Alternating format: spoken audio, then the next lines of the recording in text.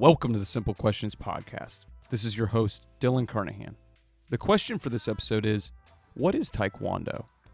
You will learn in this episode how Taekwondo differs from other martial arts, tips for finding a credible teacher, and advice for beginners. Our guest was a member of the U.S. Junior Olympic Taekwondo team in sparring from 1989 to 1991. Grand champion in sparring at the 24th American Invitational Eagle Classic, and was recently inducted into the Taekwondo Hall of Fame. I introduce to you Grandmaster Jinsue Park. I'm 8 years old, sitting in my father's office. I am playing with action figures. I am playing PlayStation 2.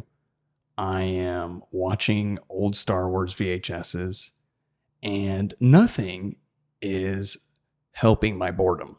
And I'm just looking around in his office when I spot a black belt on top of a bookshelf. When I ask him about it, he goes on to talk about his Taekwondo experiences, which was an interesting word, and I had never really heard anything about people fighting or anything like that. That was kind of reserved for movies and stuff. So this was completely new to me, and I asked him a lot of questions about it. And that's one of my earliest experiences with martial arts, or Taekwondo specifically. So Jinsue, can you elaborate on what are some of your earliest memories with Taekwondo? Yeah, some of my earliest memories are watching people move on the mat or on the floor. And, I'm 3 years old and I'm having to sit up and watch at my father's martial arts studio because I was told to sit and watch. And we're going upwards of 8 and 9 o'clock at night as a 3-year-old and watching people spar. And for me, that was normal to see and watch, which is not normal for most people. So when you grow up in that environment, it's just common to know that you want to learn the ability to self-defend and be in control. And I think martial arts, Taekwondo, has been a great pillar of my life because it is life. And that's what I was always told. Now, when you're young and you're in high school, you're like, yeah, I get it. I understand. Sure, Dad.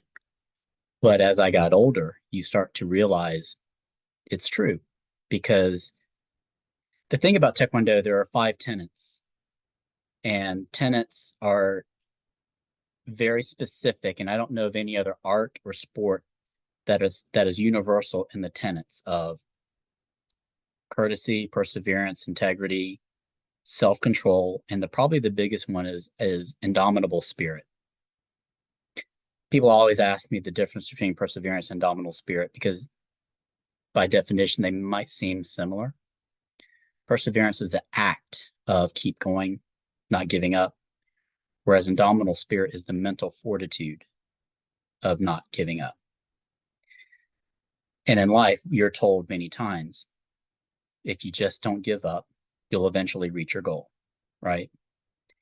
And these 5 things have always played a part in my life. Now, I didn't have to recite them or memorize them, but during practice, you practice these pillars or these tenets.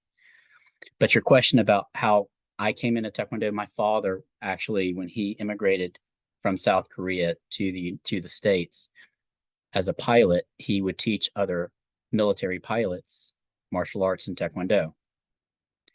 And it just grew from there because back in the late 60s, 70s, it just became this big thing with Bruce Lee and Chuck Norris. And he opened up schools of martial arts schools, and that's kind of where I started and grew up in. Wow. What a rich story. And again, you can take for granted some of those early exposures, right?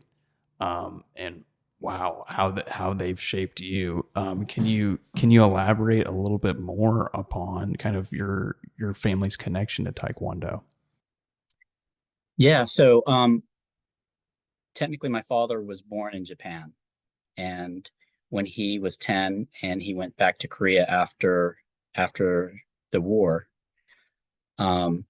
he was ridiculed for not being able to speak the Korean language, even though he was Korean. So he sought out Grandmaster Kiwon Kim for training. Well, back then they didn't teach kids. This was not for kids. It's brutal, very difficult training. And the instructor was like, we don't teach children, you know. But after like 3 or 4 or 5, 6 months, he said, okay, fine, join. Because he thought, well, if this kid at 10, 11, 12 years old gets hurt during training or gets beaten up, he'll just quit. Mm-hmm. But he never quit. In fact, it fueled his fire. And he loved having that ability to be able to not only self-defend, but control what you were able to control, right? In life, I think we're always trying to control the controllables. Yeah. And at that point, he was able to defend himself. And that kind of led his life into all the other things that he went into. And from that point of view, I've learned to understand, you know, the reason we do things is there's got to be a want in life. And he wanted to better himself. He wanted not to get beaten up anymore. And I think those two things way back in the day were very important to be able to create this structure in your own mind of who you are. And that built his confidence. And confidence is a big deal in every facet of life, whether you're hitting a baseball or doing surgery or whatever. And that built his confidence to move on and move forward and do other things. Yeah, I mean it's a huge component. I think one of the worst things you can do to someone is to take their confidence, right? Because you know, your perspective shapes what you do. And I think that's a great point, Jinsue. Yeah, and just to backtrack a little bit, when you said Star Wars, you know, that whole idea of him creating that whole movie was built on martial arts, because when they are talking about the Jedi's being masters, like when you get a black belt and you hit a certain level of degrees, you're considered a master or a grandmaster, and that's where all that came at for that movie. I don't know if you knew that.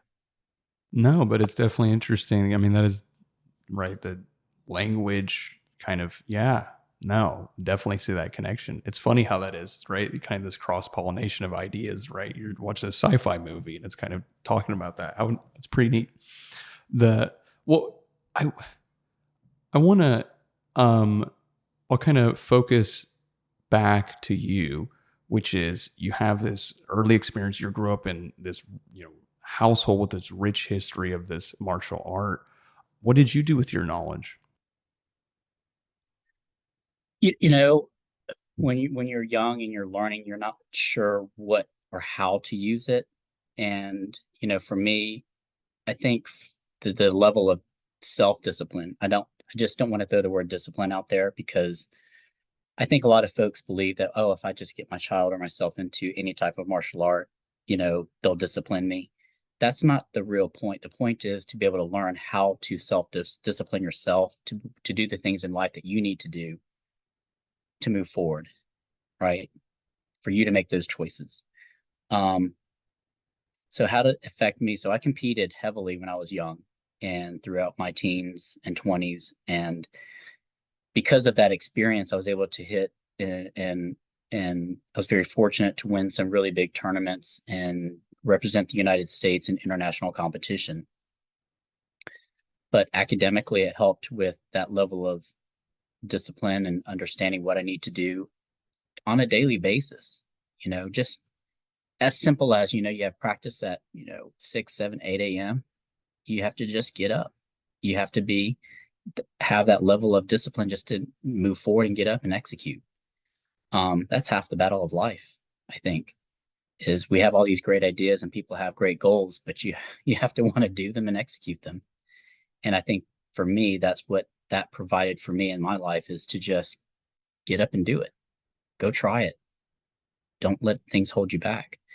But then, of course, it's when you learn something, you have to master it. You have to hone it. You have to practice and practice and practice, almost until the point where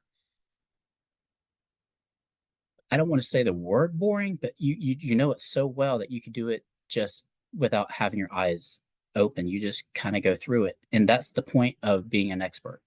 You know it so well, but then that bleeds into, well, if I can do this one thing this well, then I can do other things this well. And all it does, or all of that requires, is practice. And that's the key to success, is just keep moving and keep practicing. Yeah, there's a couple things there. I think at the heart of it, you learn how to acquire skill. You know, you learn that you have that thinking, contemplating, whatever, that's not sufficient. You have to go, you have to do, you have to do it consistently. And you have to be able to identify those patterns and do it at a level that it's going to be mundane to practice. And once you've acquired that skill and you've polished that, you now can see, oh, well, that's how, maybe in a more professional setting, maybe it's not martial arts, maybe it's something else. Right. So I think that you've learned a lot of valuable lessons based upon your Taekwondo experiences. And something that you mentioned just now is, when you're doing this, be intentional. If you're going to do it, be intentional about how you're going to do it. A lot of times I think half, or not, maybe not half, but there are things that happen in life where you just kind of happen across it and you go, okay, well, I guess I'm good at this. Let me just give it a try. Well, and I have to be very careful when I say the word try. Try was never a word that we spoke in our house. It was either you do it or you don't do it. Right. So you want it to be intentional about all of your emotions. And part of that was when we trained prior to class, you would meditate and you would ask yourself, what did I do last practice? How did I do it? And how can I be better at it today? And then at the end of that class, you would ask two questions. Did I give my 100%? And what did I learn today? And I think for folks that have practice, this is like before we even talked about emotional intelligence, the EQ, like in the business world. Mm-hmm. Because if you're a fighter and you spar, you have to know yourself really, really well and know where your boundaries are of what you can do and what you can't do. And I think for a lot of folks, this was the beginning of EQ, in my opinion. As you're essentially giving a performance, right? And so you have to, I know as a baseball pitcher, you have to be aware of, you have to really be aware of yourself in order to give an optimal performance. You have to be, hey, maybe I'm not feeling as energetic today. Maybe it's really hot out. Maybe I had something happen earlier today that's kind of emotionally lingering there. And you kind of have to tap into that in order to still give the best that you can. And that requires, I think, again, I think there's a lot of terms that have been thrown out, and but I think in essence that's EQ. Yeah, for sure. I think people who get into martial arts, they're searching for something, and they want to be better at whatever that is in life, and they just need some type of catalyst to get them to that point. So, well said. Speaking as the word catalyst, there are going to be people. We talk about a lot of different topics on the Simple Questions podcast, and so sometimes this is a first exposure for someone. So we're going to take a big step back. Okay, Jinsue, is a huge step back. And we're just going to go and oftentimes the simplest questions can be difficult, but what is Taekwondo? So, in the simplest terms, it is a Korean martial art that was developed. Now, some say if you Google it, good old Google, there are pictures that were drawn 2,000 years ago of what it looks like people doing sparring moves. But if you come more recent, and I mean recent, the last 100 years, there were 5 kwans, KWANS, and these 5 kwans were the genesis of what we now call Taekwondo. Each kwan was headed up by a certain gentleman who, almost like religion, wanted to spread the learning of their kwan. Some of it was, a lot of it was an amalgamation of what they learned in either Japan or China or other places. And they kind of created their own thing, a lot like religion. They wanted to create their own way. Specifically, Taekwondo, te meaning foot, do meaning fist, and what Taekwondo mean do meaning way.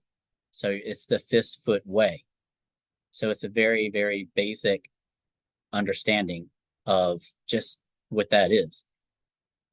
Somewhere between 2000 and before it is the recent time, they used to throw the words around Taekyon or Tang Sudo. Every now and again, you see the word Tang Sudo on other martial arts, but what the five Kwans did is they kind of joined together and created Taekwondo. And so that's how it started. And people see Taekwondo in the Olympics. We're known for a lot of our kicks. So Taekwondo is a lot of kicking. It's a lot of speed, or a lot of twists, a lot of turns, a lot of spins. But then that's sport Taekwondo. But then there are others that want to practice just the art. So I try to do a little bit of both, where I can do sport and help those that want to compete.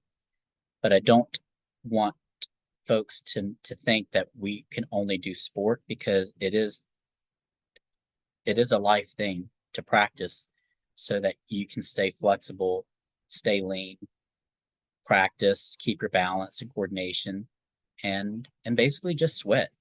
I think we all could sweat a little more these days. That's a really interesting distinction you bring up there between a sport and an art. Let's dig into that a little bit more. What's the difference between the two? So back in the 60s, they had these tournaments and they had very little gear. So people would break their noses and ribs pretty frequently. And they started to say, well, we need to start putting rules in place so that someone might not accidentally die. So when you actually sign up for a tournament, you have to sign a waiver saying if you're dismembered or worse, you can't hold the tournament directors responsible. And you sign that every time you get in the ring. So they wanted to make sure that the sport of Taekwondo was still carried forward with a little bit of rules to make sure that safety was of the utmost importance, but not to lose the essence of the art. Now, the art is different, where it is strictly about self-defense, but it's self-defense through being offense. So there's a lot of kicks involved. I think a lot of folks think of the martial art, back in the day as, well, I don't want my son or daughter or someone to be even more aggressive. It's quite the contrary. I think when you learn that level, you learn to be patient. You learn to understand. You learn to breathe. I think the first class, that's the first thing you learn, is to breathe. And that's a funny thing to say, because everyone thinks, well, I can breathe automatically, autonomously. Mm-hmm. But I have a friend who is an advisor from the US to the Ukraine right now, and he's one of our black belts. And he recently was in an air raid, and he had less than 4 minutes to get under a bunker. And he was trying to direct hundreds of people to get to the bunker in 4 minutes. And he just remembered, let me breathe. I need to breathe right now so that I can execute what I need to. I just had this conversation with him the other day. Wow. Wow. There's a lot to digest there. The first of which, to address what you just said, breathing is huge, especially in a very stressful situation, as like that anecdote suggests. I couldn't imagine the stress to have to not only be in the presence of danger, but have to direct others to safety. I mean, what a difficult task. And again, exemplifying the importance of breathing during that 4 minutes, right? I mean, that's difficult to imagine, especially as a civilian. Um, the the difference between those two, I again shows the seriousness of what you're interacting with, what you're doing, what you're being a participant of, and then the inherent danger of it. And I want to zero in. You brought up the kind of this being offensive. Could you explain how that paradigm, that perspective? So we kind of define martial art in some martial arts as a hard style or a soft style. In some ways, Kung Fu is considered sometimes more of a soft style because there's not specific direct kicks. You're more using your own body to defend. Whereas Taekwondo is known for its kicks. So in order for like, if you look and watch, and I'm just fast forwarding to what a lot of people see today on TV is MMA. Mm-hmm. The ones that seem to have a really good, strong level of kicking, the ones that like to wrestle, they want to stay away because they don't know what to do with someone who kicks. Now, once they get on the ground, it's a different game. But the ones that have kind of created their own level of success, they tend to have this ability to control the fight or in the ring because it's about distance. It's about spacing. When you're able to control space and distance, then your opponent can't encroach because obviously your legs are going to be longer than your arms. And if you know your opponent is much faster, much stronger, and they're elite at their legs, it makes you think twice about what you're going to do or how you're going to be strategic in either trying to get in or stay away. So I think the kicking aspect is one of the most, it used to be one of those things where people would look at and go, well, I'm just going to brawl. But nowadays, I think people have to kind of keep their eyes down sometimes. Good fighters know to keep the triangle. Triangle is your face and your shoulders because you can't kick without moving any of those 3 points. But yeah, I think really good, strong fighters who know how to kick well always perform well. I appreciate the kind of the analysis there. That's very helpful, to kind of, again, kicking being an effective measure to basically control your interaction, that's kind of the offensive upper hand you gain with that. What other, I guess, distinctions would you make between Taekwondo and different martial arts? So yeah, thank you for that question. So judo requires a lot more hand-to-hand combat with more throws. So they tend to use their body a little more. Kung Fu, they're a little more, they have a lot more flow to their movements.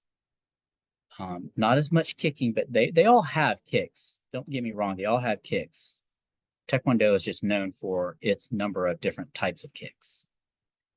Karate, of course, everyone knows karate, right? The word. And I think the basis of a lot of our martial arts came from karate. Shotokan is another form of karate. So there's a lot of different names to a lot of these different jujitsu. So they all kind of mirror each other, but each one has their one thing that they're known for. So I think jujitsu is known a lot for once you have takedowns, what you do on the ground. Mm-hmm. So if you have knowledge of all of them, I think you can be a good balanced fighter. But usually a fighter comes from one discipline to begin with as a purist, and then they start to branch out. Interesting. So you have this aspect that these different martial arts kind of have their plus, whatever is kind of their, most defined positive attribute. And as you kind of alluded to with like MMA, that they all have their different benefits. And then, I guess that's a good, UFC fighter, right? Um, you know, having kind of mixed all these different martial arts together and being have really solid in one foundation, and then being able to kind of adapt, like you mentioned. Okay, kicking, being very good, but then maybe needing the need to deal with submissions and kind of people on the ground. So kind of the culmination of those things. Right. I think a lot of people want to know, and I get this question a lot, so I'll go ahead and ask it of myself and I'll answer it. Okay. They want to know which martial art is better than the other, right? Which one is better?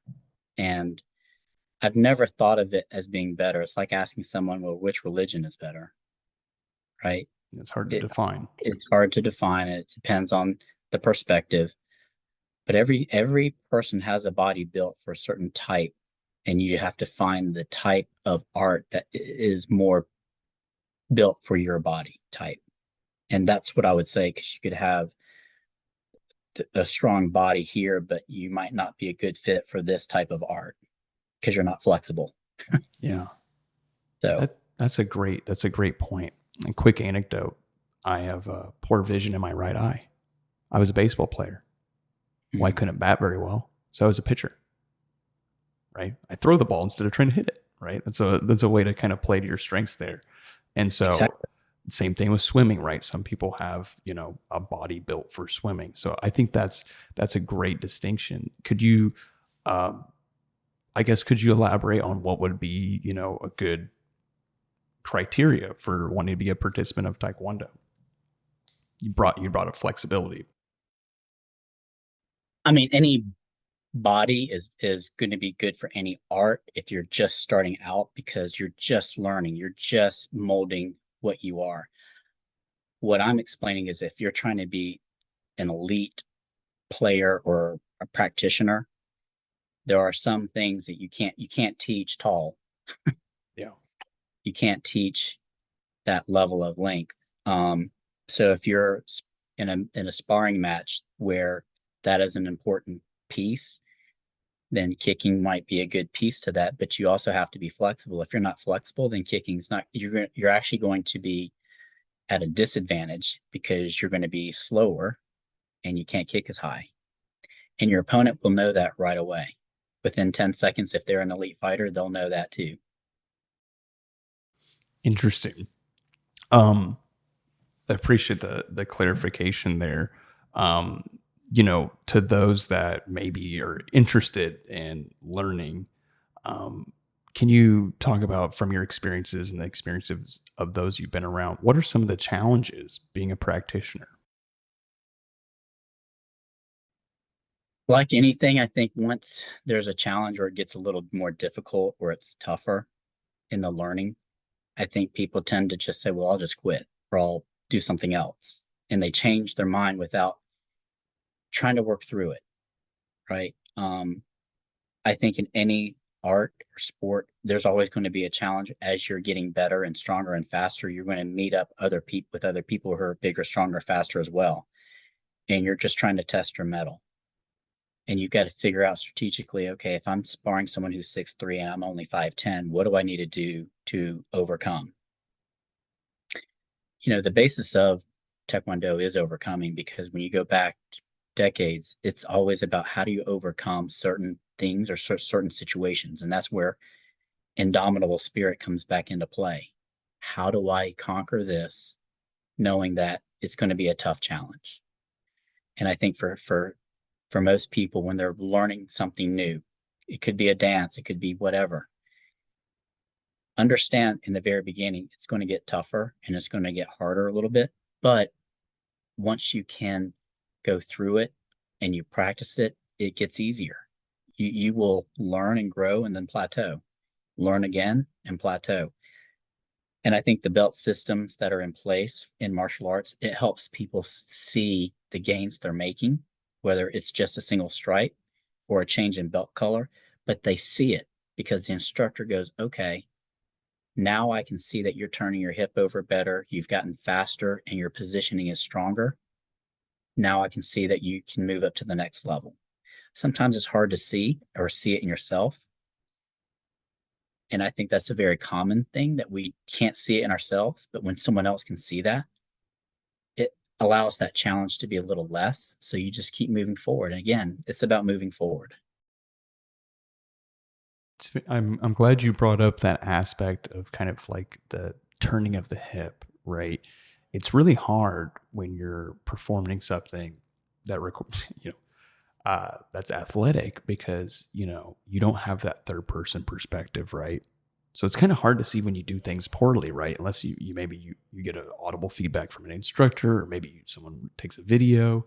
Um, but I appreciate you bringing that up. That sometimes you don't always have that awareness of your increase in performance because you simply can't always just see yourself, which sounds very simple, but can be, especially as a beginner, kind of detrimental because you don't have that validation of improvement, if that makes sense.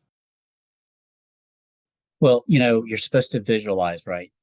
Anytime you are practicing with an action, you want to visualize and see yourself actually doing it before you actually do it, because you need to build that level of seeing it before you can do it.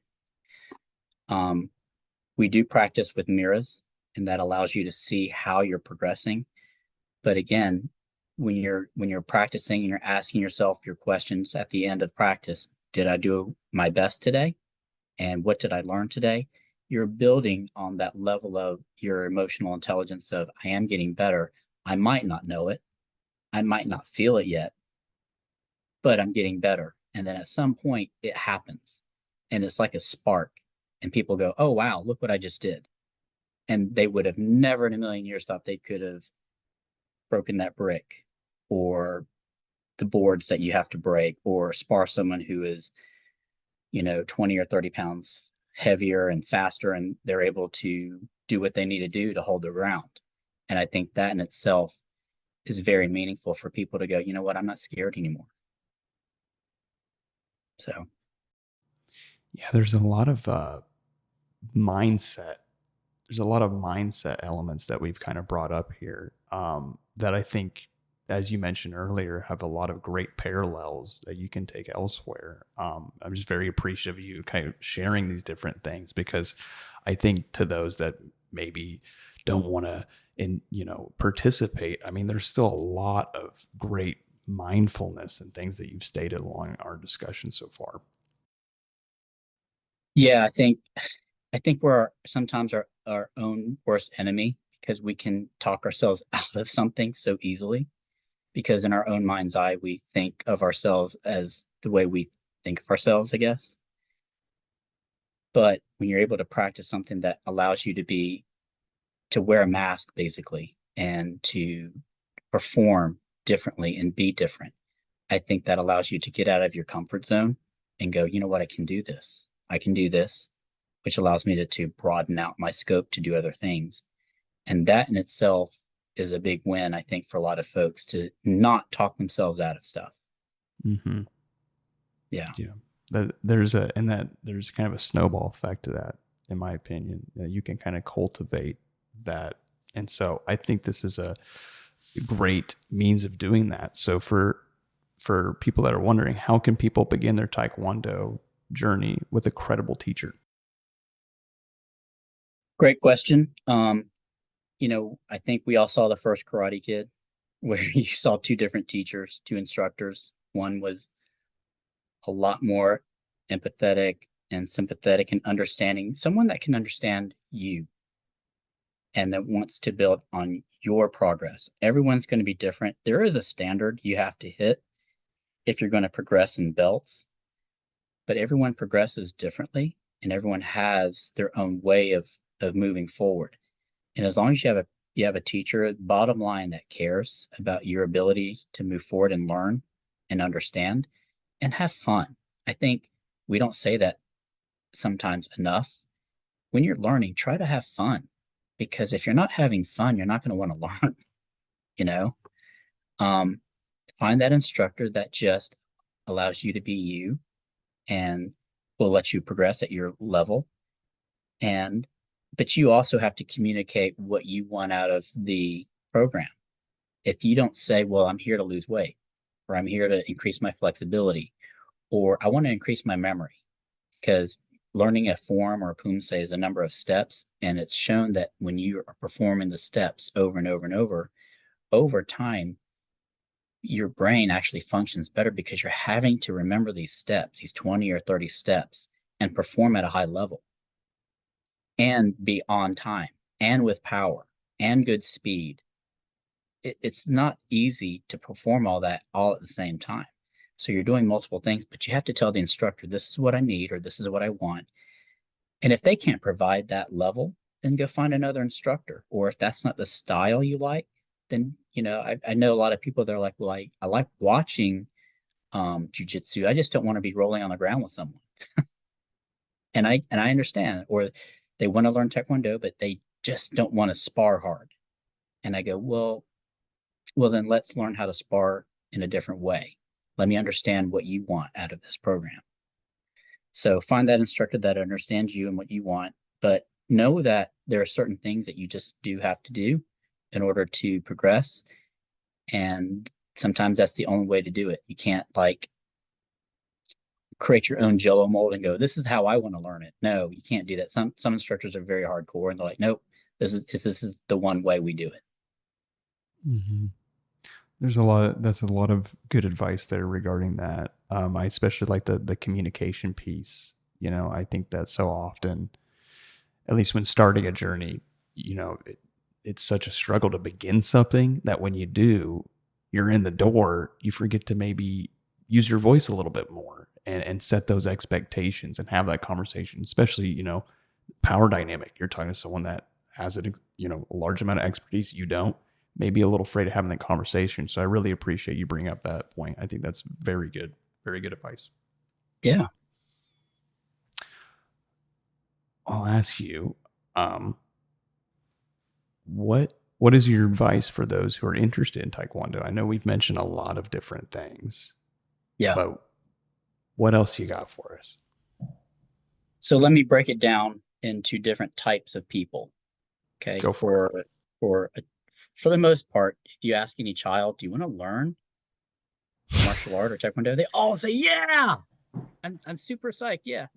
But then they don't realize the level of work because most kids today aren't that flexible. It's funny. I think post COVID, kids have gotten even less flexible. They're not doing PE every week or every day like we used to. So that's way different. So for a child, I think it's for them to want to learn something new, maybe branch out and give them an opportunity to learn something. But I think for the parents, they're looking for the child to be in an activity that they'll be accepted and have fun. Because, when you're playing a team sport, as you get older and you grow, I think we forget there are kids that want to compete. There are ones that just want to play the sport and not compete. And if you start to kind of are not at that level to keep moving forward in, say, travel, baseball, or soccer, then you kind of get left behind and you're like, okay, well, what do I do now? I still want to exercise of some sort. So for kids, I think it's a lot of parents understanding what the kids want to do and how they want to do it, but also support them. If they want to quit right away, might want to talk with them about it and say, well, why is that? Like, it's going to be a little difficult. We knew that, but let me help understand why you want to maybe quit. Adults tend to be way different. So adult men, they want to go in and they want to learn so that they can get back to the shape that they were in high school or college. That's what I hear a lot. They're like, well, I just need to get back in shape. I need to get out of my family mode or work mode, and I just need to get better at being me so that I can be better for my family or better for work, which is a very common thing, what I see. And they tend to keep moving forward, and because I don't think a lot of men want to give up real easily, because once they start something in martial arts, they're like, you know what, this is fun. I am learning. I don't mind moving forward. A lot of times it's work pressure or family pressure that maybe takes them out. What I've noticed is there are a lot more women who are wanting to learn martial art now because it's maybe through their children, because their kids are in class and they're like, well, if I'm going to have to stay and wait, I might as well join. or, they're like, I wouldn't mind, because the bar class that a lot of these women are taking these days, martial arts has a lot of bar activity where you're having to kick, not just a couple times, hundreds of times. And if they're trying to be flexible and be more limber and also be better at their hip movement, then they want to do Taekwondo, and that helps them to be in class with their kids. So they're able to do an activity with their child, which most parents can't just go out on the basketball court with their child on a team. So I think that's a great thing. For many people, I just think they're wanting to do an activity that allows them to move at their own speed. And I think for any martial art, you control how fast you want to go or how slow you want to go. But again, communicate that to the instructor so that they know. Well said. I really appreciate you kind of breaking that down. I think that's very applicable to kind of those different kind of audience, wide range of audience. So I appreciate kind of that clarification there. I think that's a lot of valuable information and interesting to know as just kind of an outside observer. Well, Jinsue, this has been an exciting conversation. Thank you so much for sharing your knowledge and time today. You're very welcome. I feel like I didn't explain thoroughly enough, but there's so much about the art that if you Google the Kwans, Kwans, and you understand their origins of how Taekwondo came to be, and really it's the mental aspect, in my opinion, that helps most people get to the point in their life to be more goal setting, or to just be better for themselves or for their families. That's the goal, is to be better for yourself. And, with a lot of mental challenges in this world today, I think anything that can help you get through those things is something that we all should strive for. Absolutely. And we'll be sure to kind of include some more educational material in the show notes for our listeners to check out. And I think you've just presented a lot of great information. So I'm happy that people can sit down and listen to our conversation. Thanks, Dylan. I appreciate it. That wraps up our conversation with Jinsue. We talked about mindset, the history of Taekwondo, and flexibility. Go to this episode's show notes to see any resources Jinsue mentioned during our episode. And lastly, subscribe to the Simple Questions podcast to get notified when our latest episodes are released. Thank you for listening. And remember to keep asking questions.